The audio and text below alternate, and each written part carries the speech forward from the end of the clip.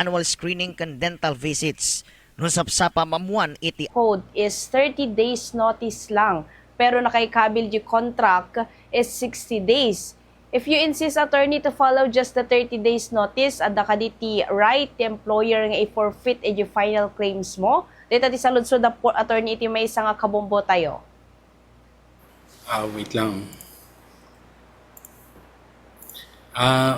Yes ma'am, yes. Ulit ma'am, DJ Ana, Jack na. Basta I thought, kasang uso ba di pa nagdengag ko about 30-day notice. Yes, attorney. So actually, mandatory ang 30-day notice natin. It's because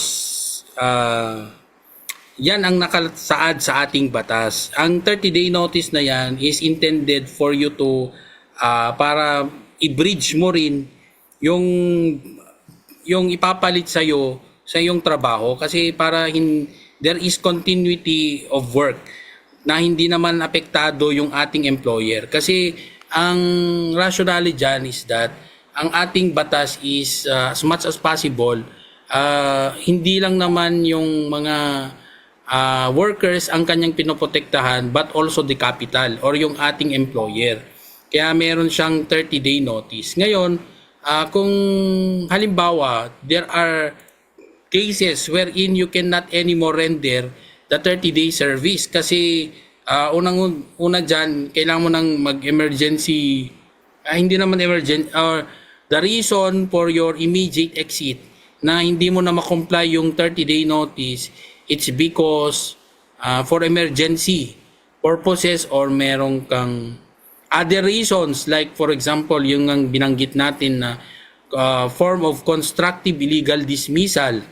So kung ganon na talagang hindi mo na, you cannot endure anymore yung pagtrato sa iyo at kailangan kang umexit nang hindi na nagko-comply sa 30-day notice, okay lang yun, ma'am. Pero yung contract attorney is 60 days.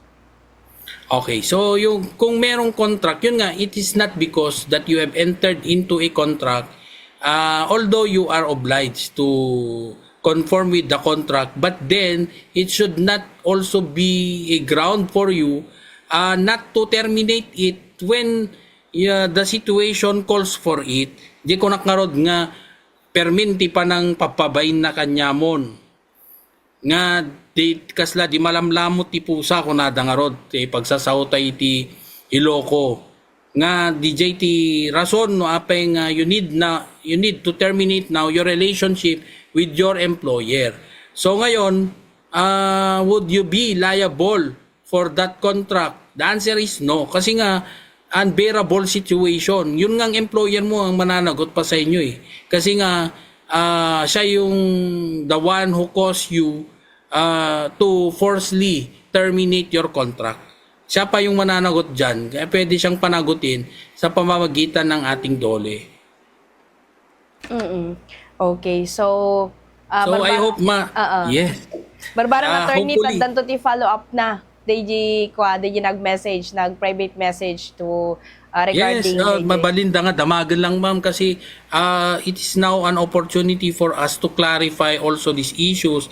Kasi parang paulit-ulit ma'am talaga, EJ, TikTok account ko nga damdamagan da dagita nga banbanag. So, syempre, dito yung radyo yung ma'am, nalawa iti coverage na.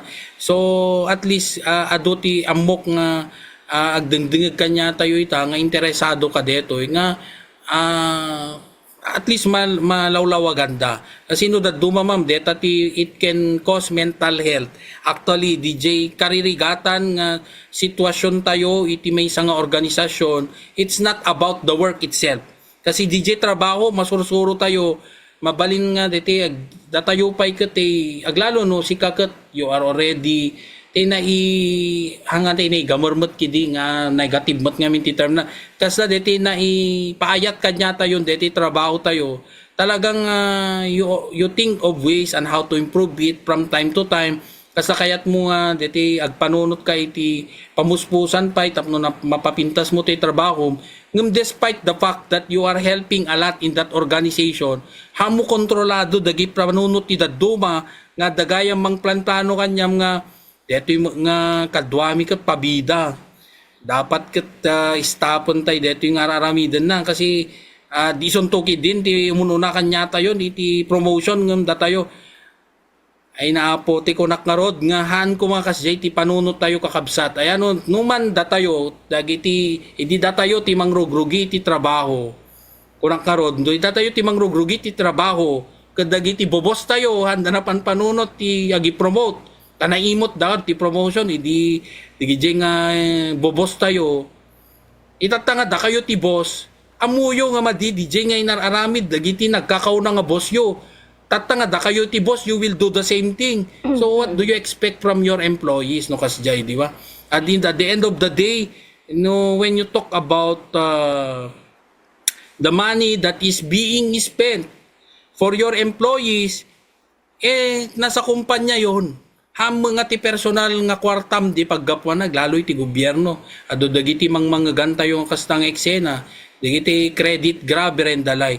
And of course, this would constitute constructive illegal dismissal. Lalo na doon sa mga empleyado na maapektuhan ng ganitong mga sitwasyon na they are forced to resign because of mental health problems arising from yung hindi magandang relasyon sa opisina. So, kasla, deta ko nam nga rodon, ma'am, nga DJ 60-day period. Han na pa'y kid nga kontratan, yan na pa'y kid, di na paabutan. Gapo iti, siguro for that very reason, nga maditi trato kanya na. So, would that constitute breach of contract?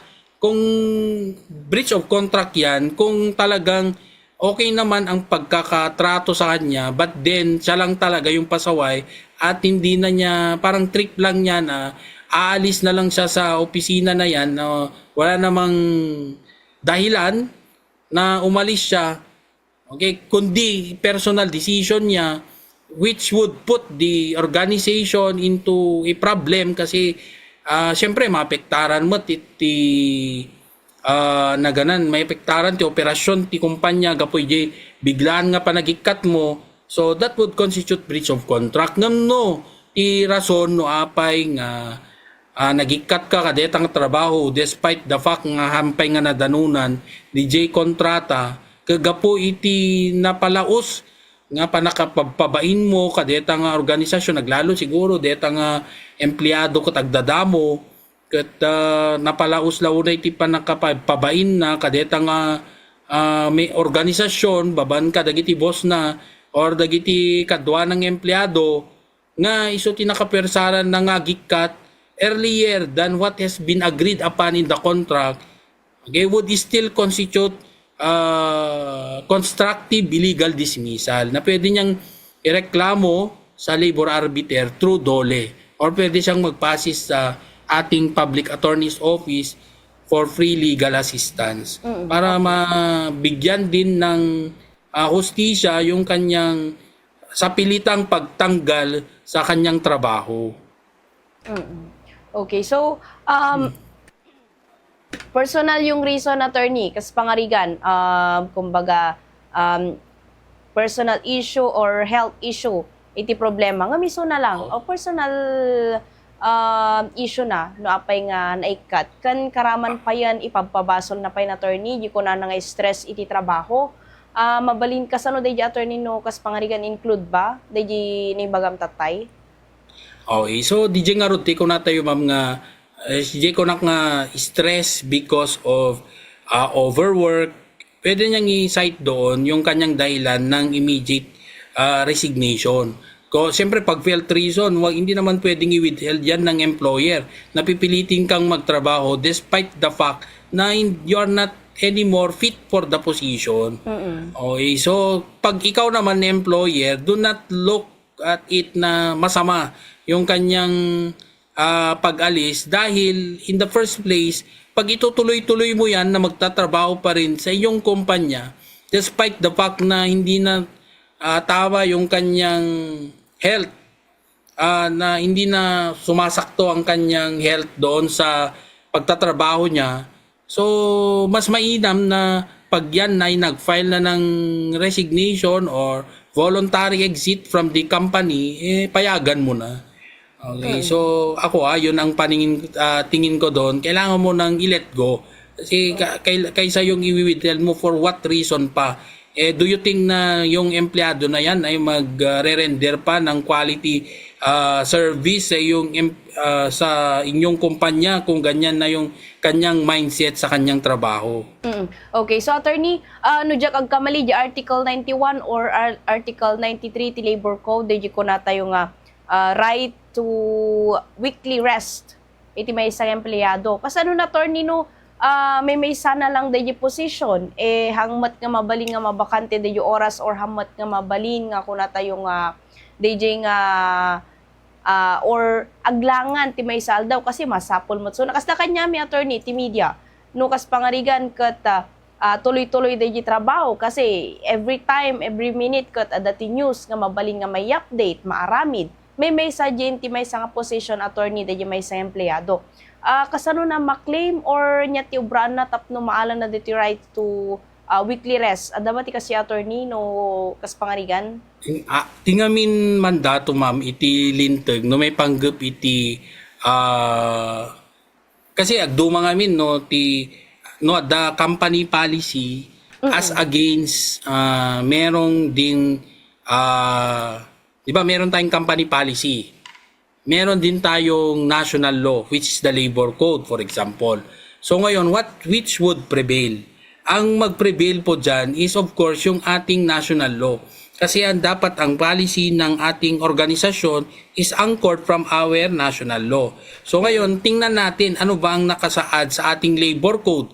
So sabi ng labor code, in-ensure niya na there is weekly rest period sa ating mga empleyado. So under the labor code as well, ang binabanggit na weekly rest period is at least 24 consecutive hours of rest after 6 consecutive work days. So you are entitled into yung tinatawag nating rest day na 24 hours or 1 day.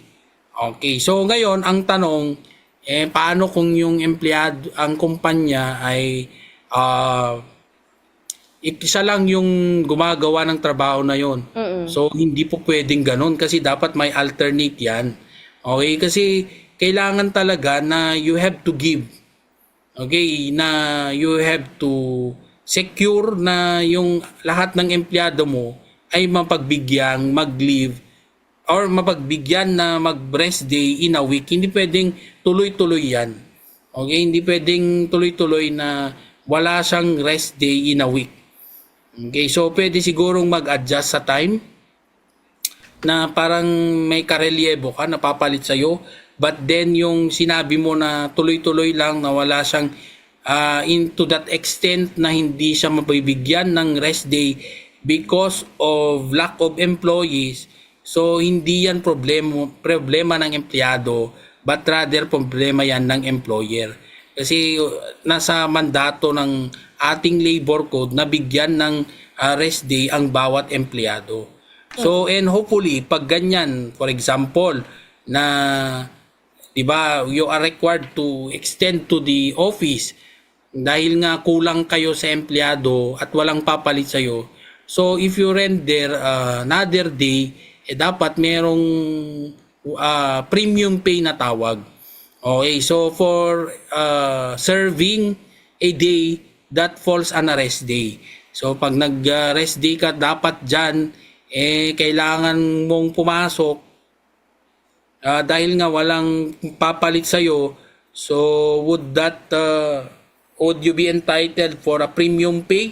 The answer is yes, may premium pay yan, which is equivalent to your salary for 8 hours in a day. So kung nag-render ka pa dyan na beyond ng 8 hours, so that would constitute overtime pay. So iba pa naman yun. Okay, so dapat yung ganyan na kakulangan ng empleyado sa isang organisasyon, dapat they should, yung employer natin will find a way na kailangan na lahat ng empleyado ay mabibigyan ng pagkakataon na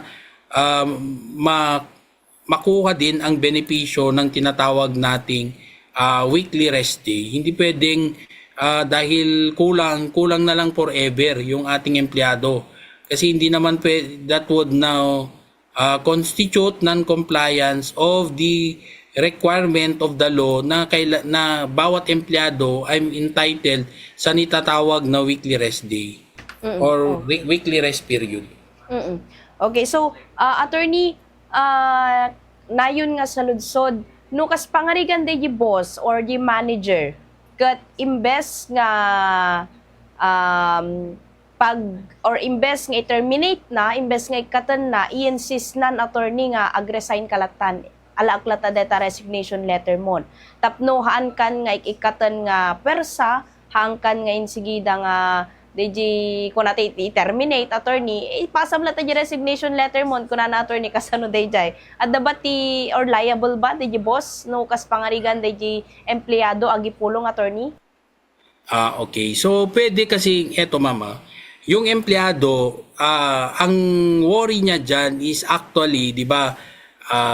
Para yun kasi ang connotation ng karamihan na ang gawin na lang nating aksyon sa ating empleyado kaysa we will file a case against you na like for example just cause for dismissal, kasi parang feeling niya it's a form of insubordination kasi nga hindi ka sumusunod sa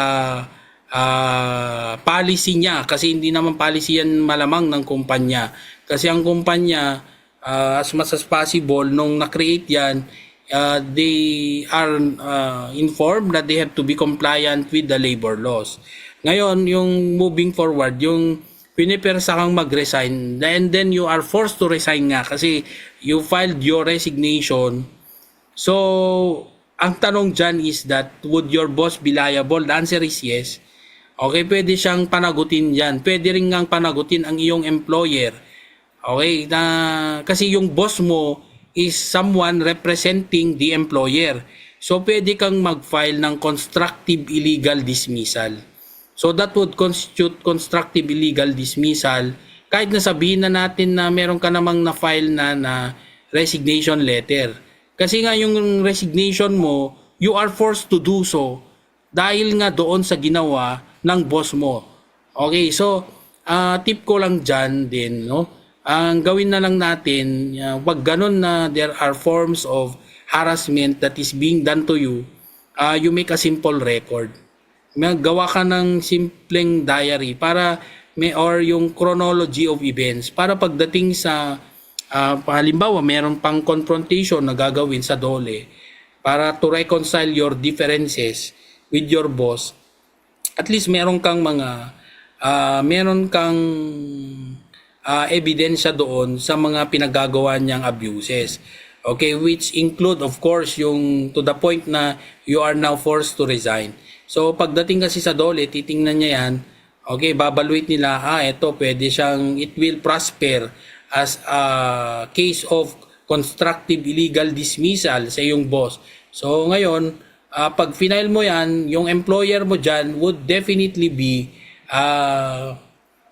liable for separation pay or pwede ka ring i-reinstate into your present position pag halimbawa gusto mo pang bumalik sa kumpanya.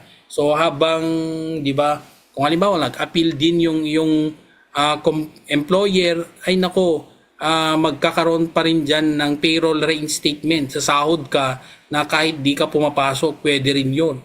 So magpapagastos ang employer. Pag ako yung employer naman, pag ganyan na yung nangyari, okay, what shall I do with the boss? Siyempre, alangan naman, nire-rating kong ganyang klaseng boss na pinapahamak niya ako at napapagastos ako sa kaso dahil sa kanyang pinaggagawa. Okay, so nasa employer na kung anong gagawin niya din doon sa boss na yon. Okay, so nasa employer na. Oo, okay. So, attorney, manukadi itial daw nga leave, minimum or maximum leave, iti may isang empleyado in a private sector? Okay, so iti private ngamin ma'am. Tingamin minamandato na dito yung private sector. Kaya nga we should be thankful sa government kasi we are given 2 days. which is of course yung ating weekends na Saturday, Sundays. So pagdating kasi sa ating mga private counterparts, sa ating private sector, ang nakalagay lang po sa ating labor code is that yung ating mga employees are entitled to at least 24 consecutive hours of rest after 6 consecutive work days. So, yon yung isang araw lang pagdating sa ating mga empleyado sa pribadong sektor. So, you are allowed to work 48 hours in a week. So, yung vacation is 24 consecutive hours or 1 day lang sa ating mga private sector. So, yun naman ang kaibahan. Sa government kasi, meron na ngang tawag nito, merong weekends, which of course Saturday, Sundays yan, and meron pang mga leave credits, monthly leave credits na ina-accumulate na tinatawag nating vacation leave or sick leave. So, pagdating kasi sa pribadong sektor, ang minamandato rin ng batas dyan is 5 working days of service incentive leave na pag na-accumulate din yan, pwede rin siyang i-monetize. So, yun lang naman ang minamandato kasi ng batas. Kaya sa ating mga government sectors na ng mga empleyado sa gobyerno, so dapat magpasalamat tayo na 'di ba yung mas matagal yung ating bakasyon, yung ating rest days, and at the same time, yun nga pinapropose pa yung 4-day work week. So mas lalong ikli yung araw ng iikli yung araw ng pagpasok sa trabaho. Although you have to consume still yung 40 hours a week. Kasi sa pribadong sektor, ang nire-require niya is 48 hours a week under our labor code. Okay. So, when it comes sa attorney, datamat lang ti mamonetizan, syempre, may sapay nga pakistressan attorney dagiti empleyado ti multa in kaso late, in kaso adati na aramid na or digiti minor violation, minor misdemeanor, attorney, okay lang ba nga agmulta ti more than the sweldo iti may isang empleyado, attorney? Okay, so pagdating naman sa multa, ay 'di ba, clarify na muna natin yung when you talk about yung ang issue kasi pagdating sa oras ng trabaho, that sa labor code kasi when you talk about yung 'di ba late ka sa pagpasok sa trabaho, pag late sa office, pag late ka sa office, bawas yan sa iyong oras ng trabaho. Pero kung ikaw ay nagre-render ng overtime sa trabaho sa hapon, di ka naman pinibigyan ng overtime pay. So, tama ba yon na i-compensate yung ating overtime sa ating undertime? The answer is no. Kasi the labor code is clear na pag yung late, yung pagpasok natin sa opisina, that would constitute undertime. So, bawas sa atin. So, pagdating naman sa ating pag-render ng overtime sa hapon, so, that should be in excess of the 8-hour period. Ngayon, siyempre, yung beyond 5 na yan, dapat meron na ring tinatawag na overtime pay. Kaya lang kasi, ang nangyayari, merong mga company policies na sa pag-render natin ng overtime, kailangan natin ng approval ng ating employer. So, yun naman yun yung problema. So, pag ikaw ay nag-render na ng overtime na hindi naman aprobado ng inyong kumpanya, so kasalanan na daw natin na empleyado. So, babuti kung yung kumpanya ay nagpo-provide ng tinatawag nating may compensation na they compensate each other na pag ikaw ay nag-render ng overtime, i-compensate niya yung late mo sa umaga or magkaroon tayo ng tinatawag nating flexible working arrangement as long as you will be able to complete that 8-hour period. Lalo na sa Manila na merong tawag nito, yung issue sa traffic, kaya nalilate, kaya nagkaroon sila ng flexible working arrangement na pag late ka sa umaga, pwede kang pumasok sa opisina ng between, halimbawa dati yung oras mo is 8 p.m. ay 8 a.m., ginawa na nilang 7 to 9 para kahit anong oras ang dating mo, i-compensate mo yan sa hapon as long as ma-complete mo yung 8 hours. So ngayon naman, dating naman natin sa mga, halimbawa yung mga nasira sa office. So kung may mga nasira kang gamit sa office, pag halimbawa kung may nasira kang gamit sa office, siyempre pananagutan mo yon kasi siyempre that would constitute damage or destruction to company property. Okay, or it's a manifestation of your failure to comply with company policies. So, ngayon, ang tanong, pag there is damage to property, kailangan ka bang magbayad? So, of course, kailangan mo magbayad if that is intentionally, the employee intentionally destroyed it, okay, yung mga equipment, or through their negligence, which of course cause significant loss to the company. And further, that would also be a ground for a just cause for dismissal. Kasi nga, parang, but then again, hindi naman agad-agad natatanggalin ka na sa trabaho kasi meron pa rin tayong tinatawag na due process. So, dapat dadaan yan sa due process. I-observe ang tinatawag na twin notice rule. So, i-notify ka through a notice to explain kung yung nagawa, and you will be given that opportunity to be heard or try your case. Papakinggan ka. So after pakinggan ang iyong explanation, hindi sila satisfied, so they will now give you notice to terminate. So ganun, dapat may process yan. Okay. So, attorney, kaspangarigan, iti kunata yung policy, iti may isang kumpanya, kat may isa din ko natin kita anti-physical appearance when day ko nata yung mat nga dapat kat proper nga naka-uniform as a whole, kompleto ngem. Di may isa attorney kas pangarigan naglabsing. Haan nga usto niya pa nakaplansya di bado na. Gaputa bossy di manager na or di boss na ay ko natin nga nangato ti pride na kat meanwhile ta na iti 30,000 valid or kasano ka di attorney. Dito mo tiko na tayo ma'am nga too harsh a penalty. Grabe naman, it's too harsh a penalty. Hindi naman tinotolerate ng labor ang ganyang parusa. Sa ganyan lang na dahilan na hindi tama yung pagkakasuot ng kanyang damit, mumultahin mo na siya ng 30,000. So, pag ganon na merong imposition ng ating boss sa atin, pagdating sa ating trabaho, it should always be made through a black and white.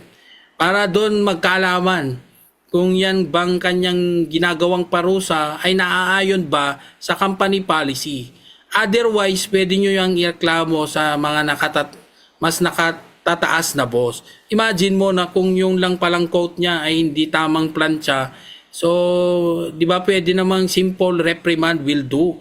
Na sabihan mo lang siya next time first warning na ito. So kailangan din niyang i-document yon na or he or she will call your attention to his or her office para pagsabihan ka. So ilalagay niyo, you will also put that on record para sa empleyado naman meron din siyang basehan. So pag second offense at inulit pa rin niya, okay, so pwedeng another reprimand. So yung third offense at ginawa pa rin niya, so that's already a manifestation that there is already intentional act or a form of insubordination on the part of the manager. So baka pwede nang i-report sa kinaukulan. But then, yun nga sabi ko, sa labor naman, nire-recognize niya yung principle ng too harsh a penalty. So would that simple negligence or tawagin mo mang negligence yan, yung hindi or misconduct yung kanyang hindi tamang pagsuot sa kanyang coat, for example, yung parusa naman na 30,000, too harsh. Hindi naman yan tinotolerate ng batas. So yung manager or boss na yan, pwede rin siyang managot sa ilalim ng batas. Okay. So, Baka yung ending, siya rin ang matatanggal dyan. pagka napatunayan, attorney, mano ba iti maximum nga mabaling panakaibalod na no napatunayan no talaga? Hindi. Yung ano naman natin dyan, ma'am, when it comes to labor, wala po kasing imprisonment dyan.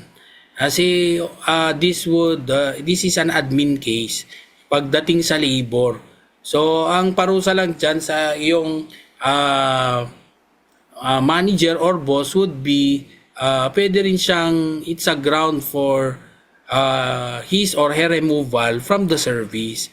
So, yun naman yun kasi wala naman siyang krimen na ginawa. Kasi when you talk about crimes, meron yan tinatawag na mala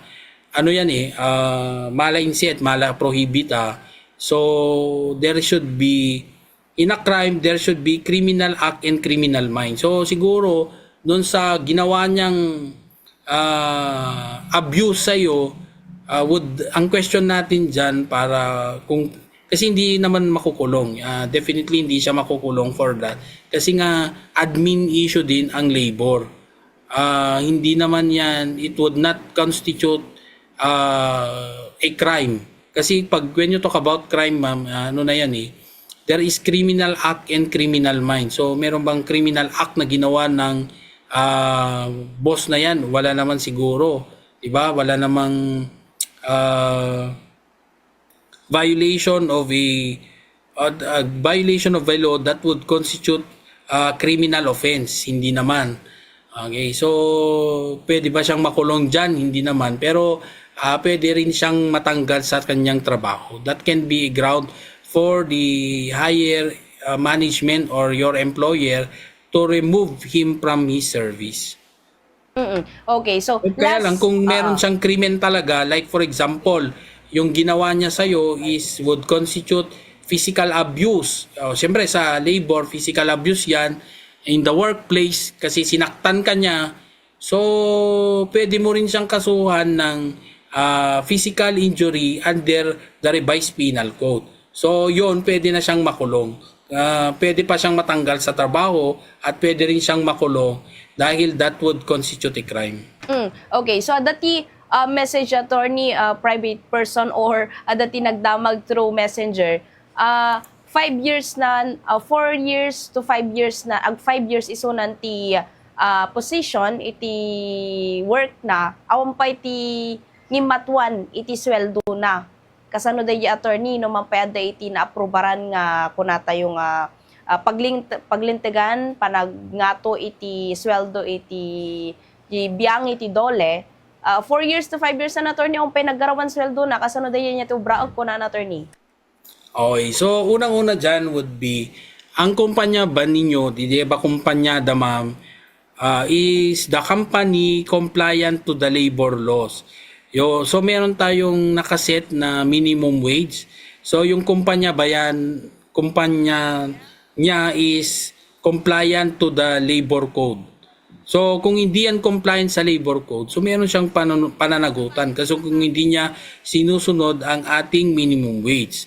So pangalawang tanong is that syempre yung ating pag merong increase sa minimum wage, dapat yung ating employer ay sumusunod din doon.